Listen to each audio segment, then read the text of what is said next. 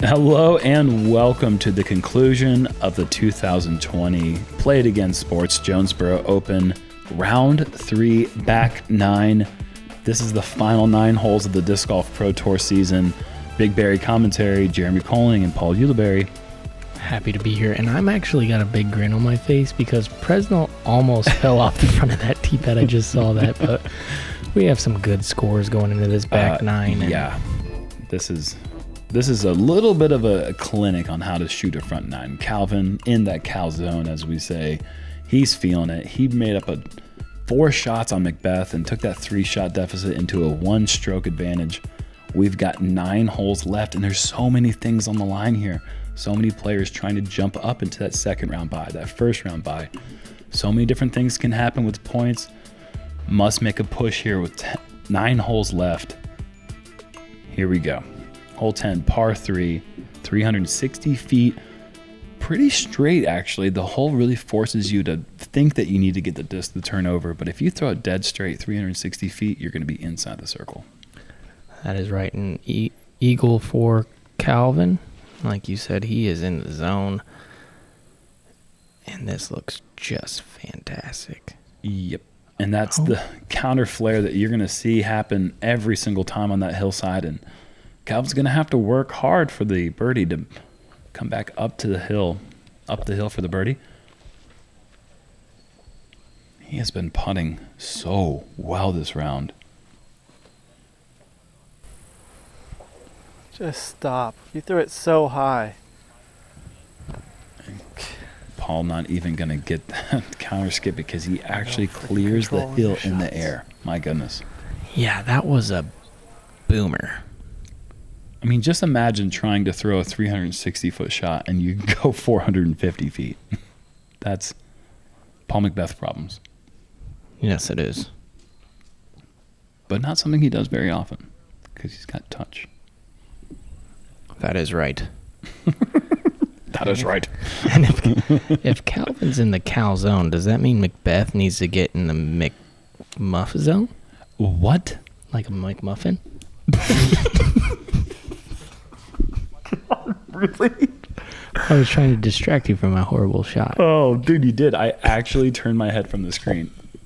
Wow. Yeah, he draws metal from all over the planet. Oh my God.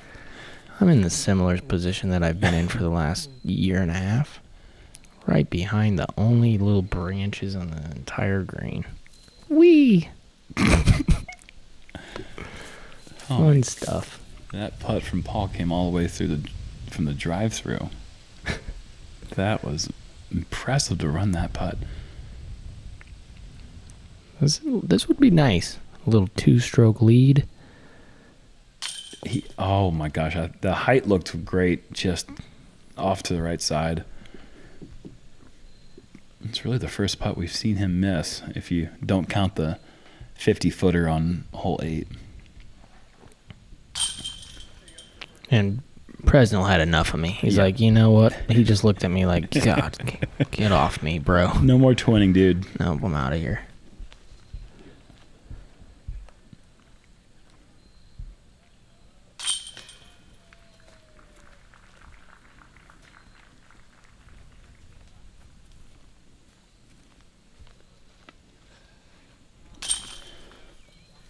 So Presnell is going to be the first person other than Calvin and McBeth on the tee box the entire round. I consider that a win. That is a win. Sometimes it feels like winning the tee box is like your own little tournament win, especially when Calvin is doing what he's doing right now. Well, honestly, when you're on the lead card of a big tournament and you get the tee box, you gained a stroke on every person at one point in the round. Yeah. It's a psychological control for sure. Well, that just means you're at one point playing better than everybody. Yep. Hole 11, par 4, 560 feet, big dog leg left, and then the dog leg right up here. A fun little par 4, but it's definitely one these players are going to really need that 3. Yeah. I explained it, I think, in round 2 like this. Stockheiser. Mm-hmm. Unless you're Andrew. Stock hyzer, very tough Anheuser putter thing. He doesn't throw too many forehands. No. But he throws backhands well, like that one right there. And that actually is in a great spot for the backhand turnover. Well, actually, maybe if he pushes it longer, it opens up the backhand Anheuser. But still, either way, good shot.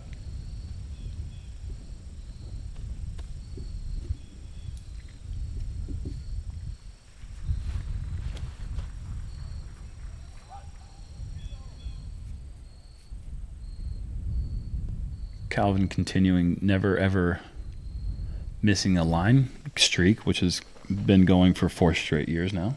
Congratulations to him, the Cal Ripken of hitting gaps.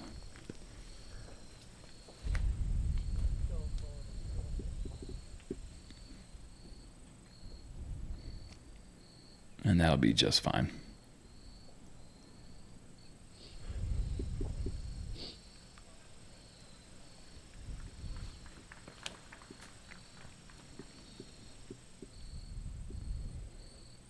And once again, our league group doing really good things here. Good hyzer drives. This just needs to get around the corner, and it does. Actually, high bows, no high fives. Yeah, don't touch.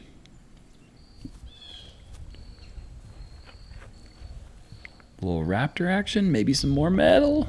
Not today, but still happiness. Yeah. Is afoot. That'll be my first birdie in 3 holes. 4 holes. Wow, that must be a wildly understable disc. That is such an awkward backhand approach. Look at how he just makes that work for him, though. Goodness gracious. Thinking about just Presnell. that being the shot. That is just such a strange way to attack it, but man, it's an impressive effort.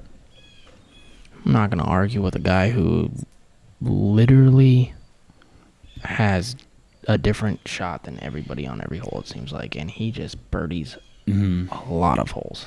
So consistent. Speaking of consistent, that guy putts pretty well from that distance. If it's inside the earth, he's got a good chance of doing it better than anyone.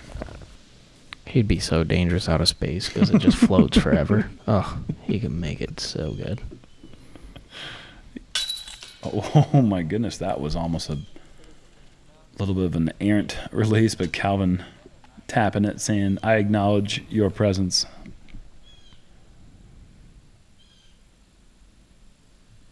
But we are going to get our 4th star frame. Hold on. I'm not going to hold on. $25 a charity. Very nice that Edge has done what they've done for so many countless I don't want kids. you to jinx me. Well, this is still post-produced. And although I didn't actually know if you made that putt, I felt in my heart that it was worth saying that we appreciate Edge Program regardless. We do, yeah. Hole 12, par 4, 655 feet. Cross the ditch, the out-of-bounds ditch right there in the middle of the hill. Setting yourself up either on the right side of this tree for the little tunnel gap or just going long and straight and setting yourself up for the backhand Anheuser putter approach down to the hill. Really, no matter where you land, it's going to be a completely blind approach. Definitely the most severe slope on any green on this course.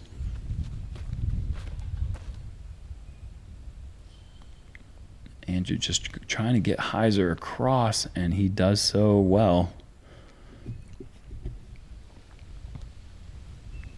It'll most likely be a mid-range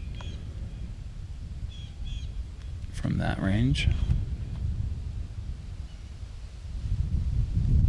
That thing flipped up so late. Sent. Just sent.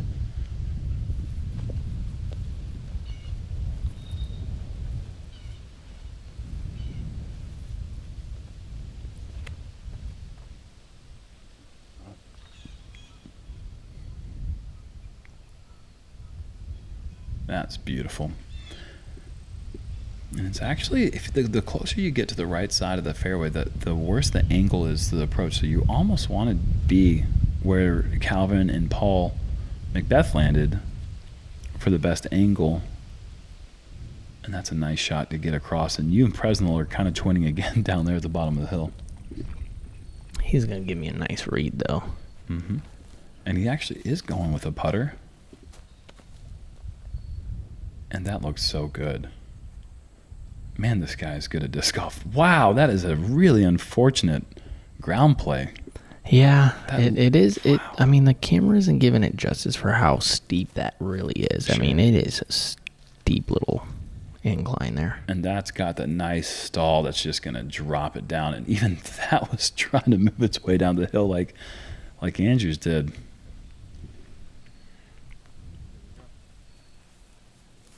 Calvin's thrown this disc a time or two. Probably helpful. Actually, not probably. Very helpful. Yeah, I don't know how much worse that would have been, but you never know. Now we know that it's good. It's parked.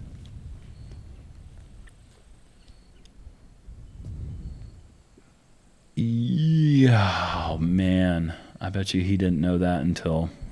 You know what? I was sitting at the very top of the hill. I saw it land, and I thought it was just based. Yeah, wow. Can Paul get the birdie anyways? That's too low. And that's exactly what this hole does. There it goes. We haven't seen it yet.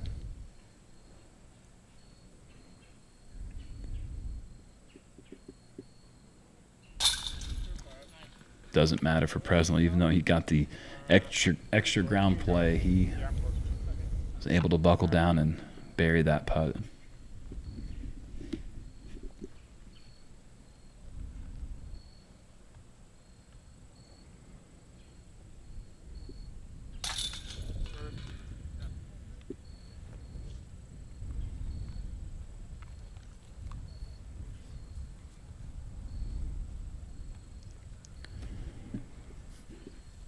Man.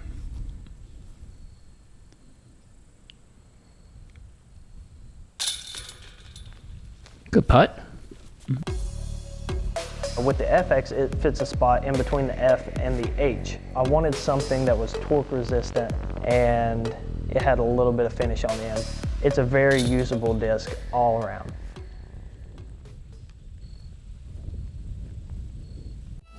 And Chris uses that disc pretty much on every type of shot.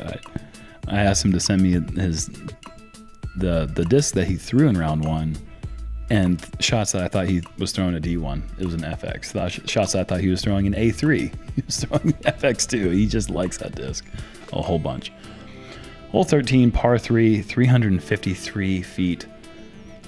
Kind of an awkward shape. You want to throw a nose up and a steep amount of hyzer on the disc. Yeah, it's almost like you want to try to throw it up to the next tee pad. That's what I think. If I could throw it up to the next tee pad, I'm really pushing that angle like you're saying, and then I don't really worry about those trees on the right. Little trick. Maybe. I like that stuff. That was a good shot from Andrew. I don't know, dude. Why'd you just turn into that guy? I don't know. I heard it. I heard that I was going somewhere and I just went with it. All right. Well, let's see if I can park that tee pad up there. And that's your nuke. That is a nuke. Oh, that's a spicy meatball. Oh, yes. That was beautiful. And that will be your third straight birdie on hole 13 on this hole. Yeah. On this hole, that is 13th hole at this course. That'll be my 13th birdie on the third hole. Tomorrow.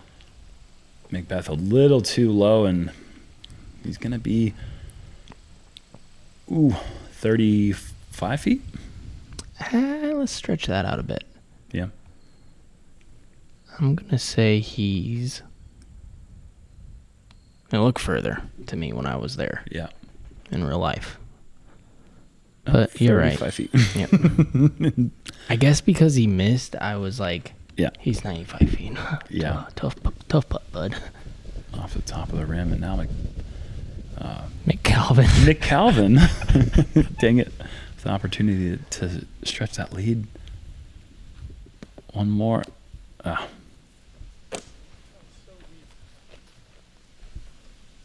actually fortunate once he hit that foam pad. Those things seem to spring out so many rollers, especially on this slopey green. You can see the wind kind of lift his, but he putts with that nose up, so it's probably pretty tough to aim outside of the basket and trust that it'll lift up. Especially when you're putting uphill. When you're putting uphill into a headwind, you have to aim at the cage. And normally when you're... No? Yeah, no. I'm saying, and that's hard. That's really tough. And then a calm wind, when you're putting uphill, you're almost aiming at the top of the basket. So it really plays tricks on you. What do you trust? How much energy are you putting into that nose up angle? And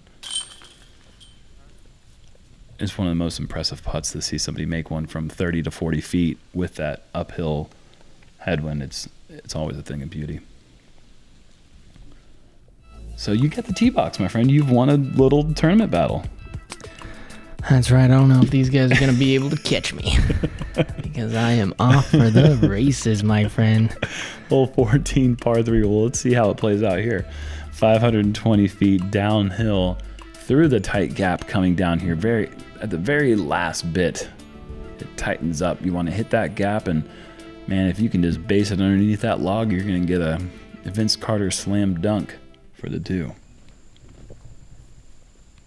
Tar Heel. Retired. 4 decades in the NBA, though.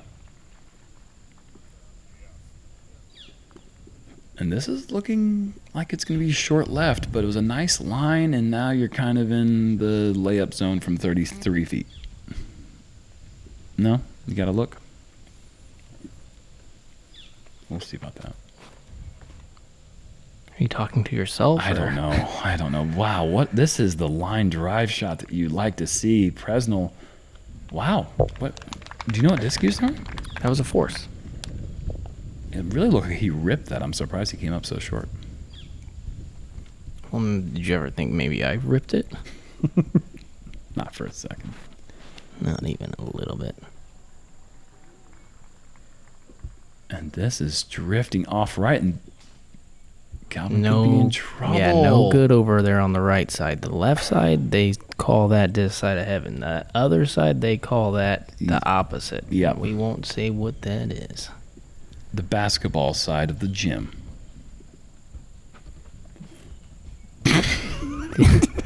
Sorry. No? It's not the... What's the opposite of heaven? Purgatory. He's definitely in purgatory over there. Okay. Let's see if McBeth can stay out of purgatory. Why are we using that word right now? But I like the word. And Paul senses an opportunity to get those 2 shots back, and he has thrown a very nice one. That'll be a somewhat makeable putt for birdie.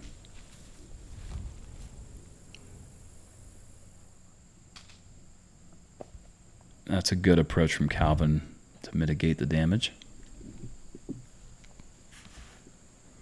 Let's see if Andrew can give him an early present. Was that supposed to be a Presnell? No. I mean, that would be a nice present. If I make it, it'd be a nice present. I thought you were doing like a dad joke with Presnell present. It's because you were like a dad and you're an old guy. Oh. Just go in. Oh, Wow. that was a good effort. Oh my goodness, having to go to the sidearm from inside the circle.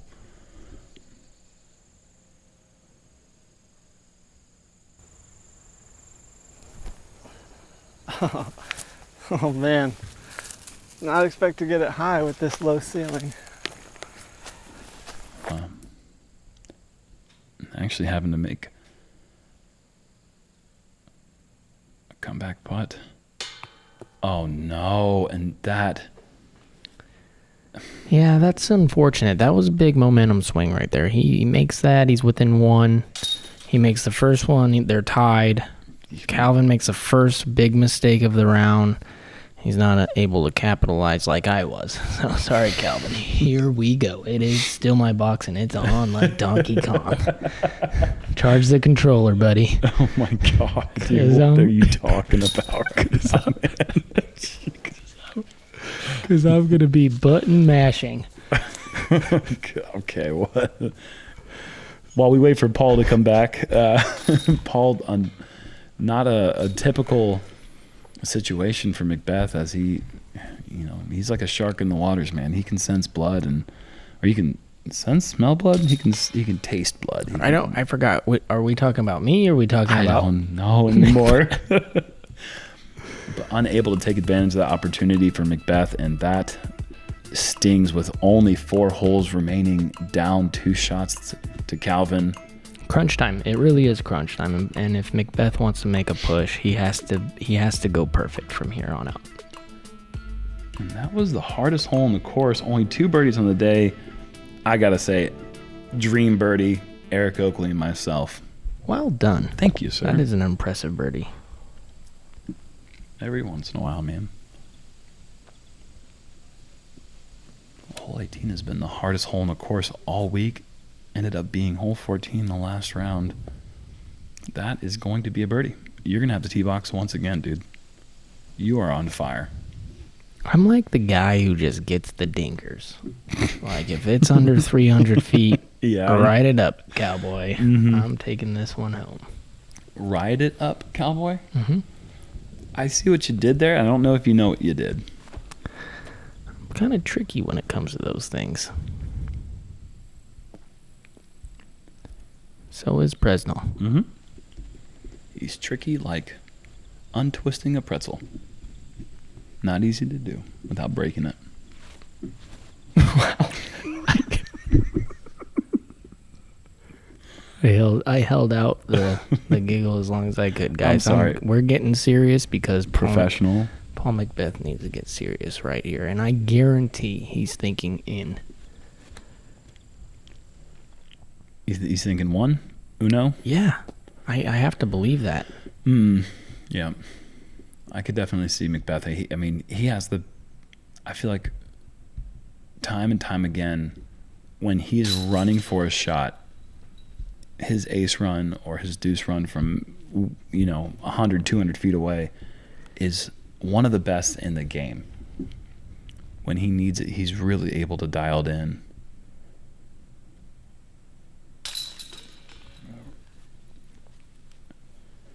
So we're gonna have our 5th star frame of the round so far, and it's a lot of really good action on the lead card. Exactly what you'd expect.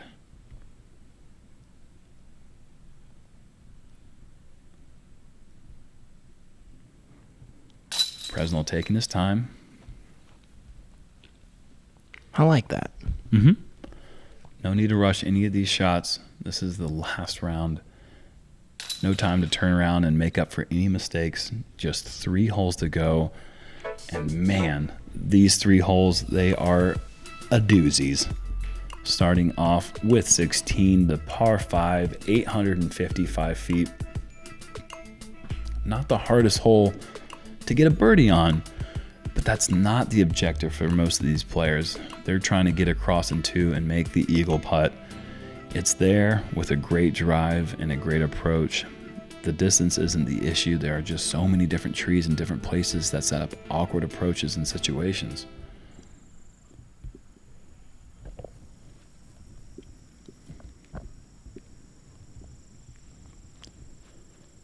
You're going with your turquoise ESP nuke? That is right. And that's kind of a hyzer layup play, but it looks like you may have outdriven your landing zone by a bit, or no? Yeah, no, I want it to be right. If it's, I try to go over, but I think I went a little too far left this time. Presnell's pushing that right side, and I think that's a pretty decent spot. Yeah, no, I think anything right, especially if you're not throwing it as far as, the top tier power throwers in the world, anything right will give you a chance to go over. And that's top tier. Oh, and look at the extra roll. He didn't need it, but he got it, and that is in prime position. Yeah, that's prime time. That's the Cal zone right there. Yeah. Where you can definitely go over.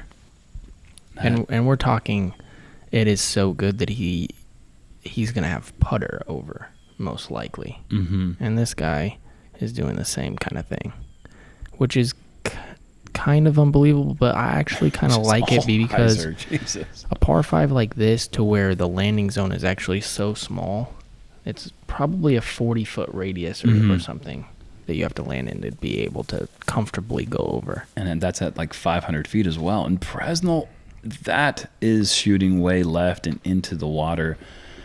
You'll most likely be able to get that back. That is a very shallow body of water, as you are very familiar with. Sorry to call you back. That's practice round stuff. That needs to sit down. Yep. That needs to sit. Oh, my goodness. Well, I hope that's short of it. I was like, hold on, super skill. Park the other side. What? I'm the same person off the mic. You really haven't changed and never will, I don't think, and don't ever. Neither has this guy. Yep. He's just going to beat people's butts and just not make a single facial expression other than squinting the sun out the whole time doing it. Which he has sunglasses, so it's like, come on, man. Make up your mind. He also has a disc when he putts that blocks the sun out. This could go in. The circle... Bullseye. Half circle one? Yeah, I mean, that's not really missable. Mm-hmm. Andrew with a nice approach. That is going to be just fine. And that'll be for par.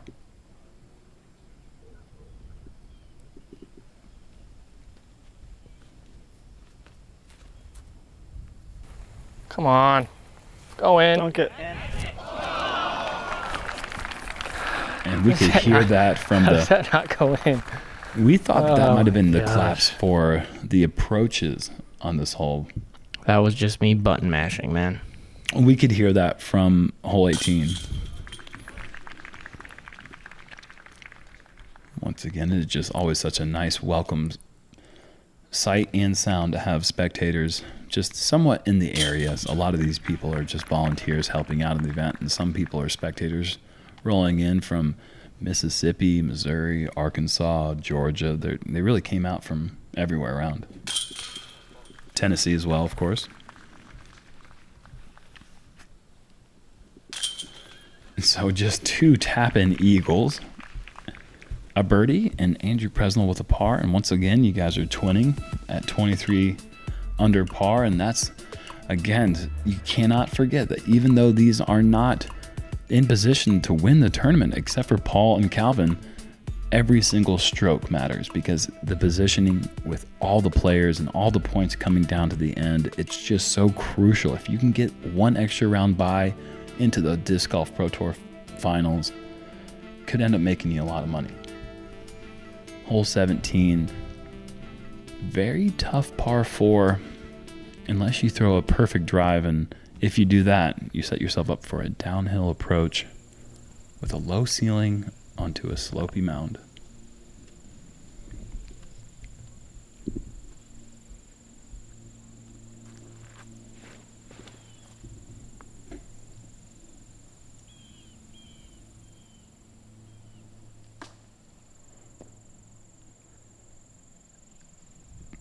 Was that helpful? I think it was. I think that had the power to possibly push that out of bounds left. It would have been close. So I don't want to say it was good, it was bad. It ended up in a spot where he's going to be fine. Yeah. He'll be able to throw a clean shot. And this needs to get down. that one nice part about that OB line is that it is just filled with very thick brush, and ended up catching a lot of shots that otherwise would have just gone straight over their barbed wire fence. And that's the width that you really want coming into this. But man, extra ground play. You will be able to take 2 meters relief or mandatory 2 meters relief off the barbed wire so that you'll be able to get out of the brush line in just a bit.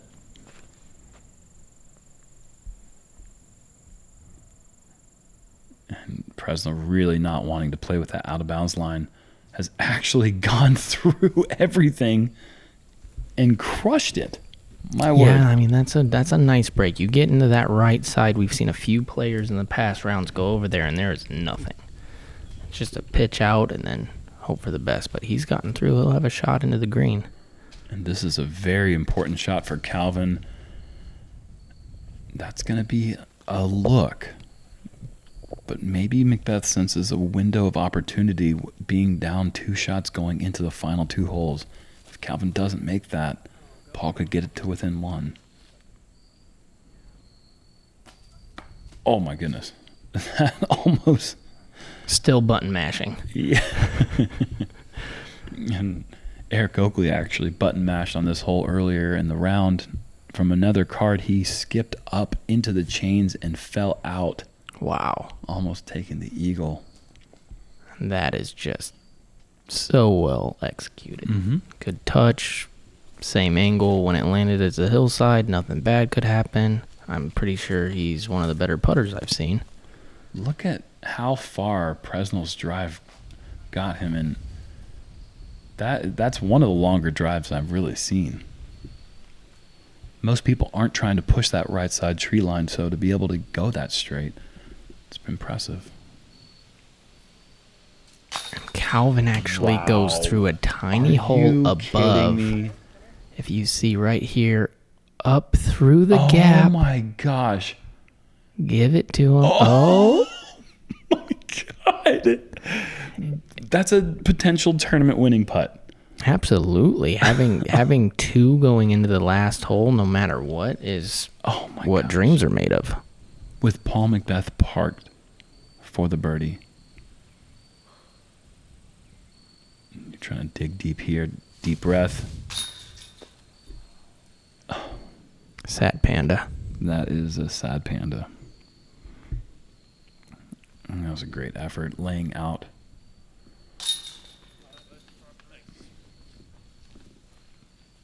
Presnell grabbing the nice birdie on 17, and actually Paul's not necessarily parked, but this is a do or die putt. You cannot go into the last hole down 3. And yeah, that was a little further than I thought. Yeah, looked like he was within 15. But it doesn't matter. Paul cleans that up for a living, and he's going to need to make something special happen on 18. And it is possible. This is the second hardest hole on the course. 4.63 average. If Calvin slips and McBeth takes advantage of the opportunity, there could be a 2-stroke swing, and that would be a playoff here at the final Disc Golf Pro Tour of the 2020 season.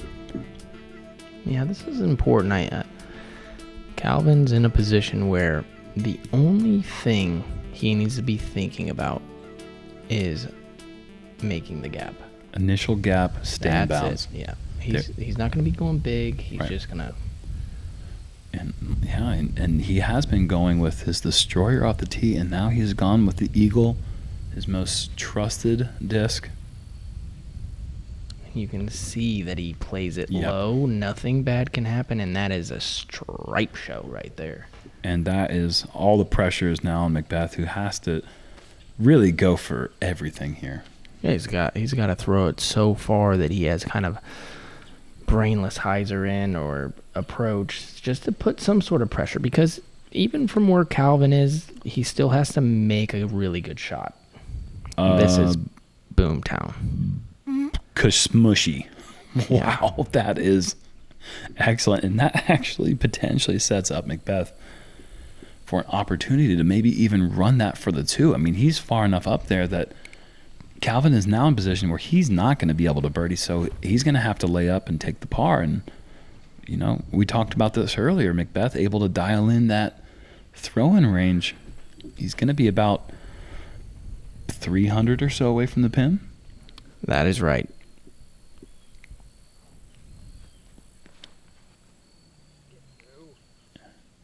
bit overturned. Can it get lucky through everything? And it actually does. That's a great result. Yeah, kinda. Can at least see when he's gonna throw.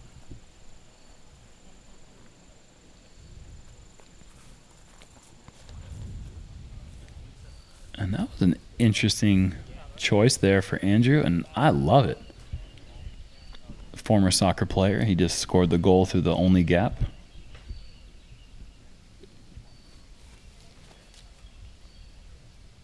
Calvin not pressing, no need with 2 shots. Eric Oakley setting car alarms in Mississippi.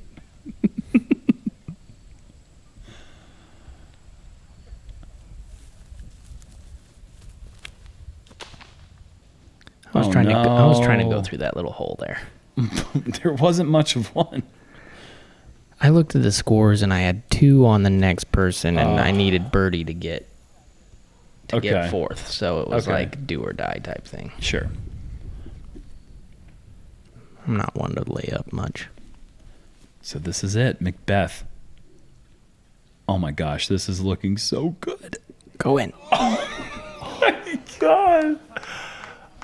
And with that not going in, that essentially seals the fate of the event. But I didn't know it was that close. That is crazy. the height was perfect. Just a mere 5 that maybe a foot off to hit enough change to potentially grab. But that was an outstanding effort.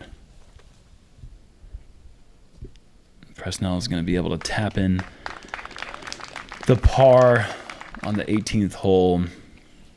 And that'll secure him for a USDGC spot as well, which blew my mind that he was not qualified for the U.S. Championship. And congratulations to him for the #1 spot. Calvin Heimburg is going to win another Disc Golf Pro Tour event. Coming back from a 3-shot advantage on McBeth is not something that you see many people do. An incredible front 9. Only 1 bogey on the round. And Paul making the casual birdie. Not that that matters to him whatsoever, but still pretty cool.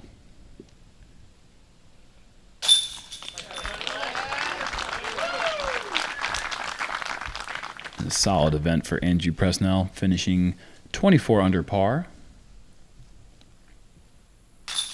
And right behind him, 6 under par for the round and 22 for the event. And there he is. Pure jubilation once again from Calvin as he... Open champion of the Play It Again Sports Jonesboro Open, presented by Prodigy Calvin Heimburg. If you stop it just like 2 seconds ago, there was a little bit of a smile. He did a little bit. Yeah, I played pretty solid. Definitely got some fortunate breaks. Could have made a couple of circles edge putts on the back 9. Would have made things a little less stressful. But as a whole, yeah, hot start on the front 9 is what propelled me to the victory. Yeah, he's the best player, so no reason to give him extra motivation to come back and beat me. I would rather him just stay relaxed and, yeah, I don't know, don't poke him. I really think what kind of sealed it there at the end for me was making that crazy putt on 17, where no real look, it was just kind of a lob up over a wall of bushes. So, yeah, it's really nice to have a couple strokes going into the last hole. I'm feeling pretty good. The putt's feeling a lot better than it has, throughout the middle of the year. Obviously, I could have made a couple more today, but the putt's feeling pretty good. The last 2 courses we play aren't anywhere close to the same as this, but I feel like have pretty good control over the disc right now, so feeling pretty confident going in the last 2 events of the year. Yeah, thanks for watching, and yeah, as always, thank my sponsors, Innova Millennium, Grip, and Whale Sacks. A well-deserved victory for a player who's coming into his own, Calvin Heimburg. Just on an onslaught of victories in the last couple seasons. There it is, the fire emoji, 12 under final round. Bookend 12 under rounds at this event. 31 under par. Such an impressive total at this course, my word. rounding out the top 10 there. Congratulations to you for a solid finish as well. Yeah, hey, thank you. I mean, I think everybody's looking to finish the year off strong and heading into the USDGC. You could even see in Calvin's speech there that he's kind of alluding to even next week already. And that's where all our heads are. And congratulations to him on a big momentum boost. If you would like to enter into a Grip 6 giveaway, head over to grip6.com/JomezPro to try to get a prize pack. I'm wearing my Grip 6 belt at all times. Paul, I know you wear yours. That's right. Great product. Thank you so much for being with us in the booth. We'll see you guys back in a couple weeks at the Disc Golf Pro Tour finale from my home course, Hornets Nest Park in Charlotte, North Carolina. Until then, I'm Jeremy Koling. And I'm Paul Ulibarri. See you next time.